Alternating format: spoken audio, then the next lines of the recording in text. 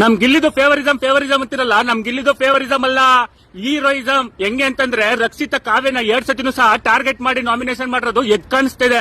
ಅದರಲ್ಲೂ ಸಹ ಸೂಕ್ತ ಕಾರಣಗಳು ಕರೆಕ್ಟ್ ಆಗಿ ಕೊಟ್ಟಿಲ್ಲ.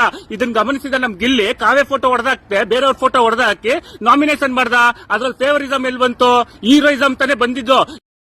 ಬರ್ಬೇಕು ಎಲ್ಲ ಬ್ಯಾಡ್ ಕಮೆಂಟ್ಸ್ ಆಗ್ತಿದ್ರಲ್ಲ. ಪ್ರೋಮೋ ನೋಡ್ಬಿಟ್ಟು ಗಿಲ್ಲಿನ ನೆಗೆಟಿವ್ ಮಾಡ್ಕೊಂಡೆಲ್ಲ ಏನದು ಗಿಲ್ಲಿ ಫುಲ್ಲು ಫೇಕೋ ಅದು ಇದು ಅಂತ ಏನೇನೋ ಬ್ಯಾಡ್ ಕಮೆಂಟ್ಸ್ ಆಗ್ತಾ ಇದ್ರಲ್ಲ.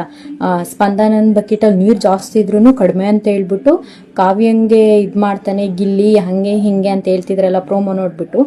ಆದಷ್ಟು ಪ್ರೋಮೋದಲ್ಲಿ ಗಿಲ್ಲಿನ ನೆಗೆಟಿವ್ ಆಗೇ ತೋರಿಸ್ತಾರೆ, ಅಶ್ವಿನಿನ ಪಾಸಿಟಿವ್ ಆಗಿ ತೋರಿಸ್ತಾರೆ, ಎಂತಕ್ಕಂತ ಗೊತ್ತಿಲ್ಲ.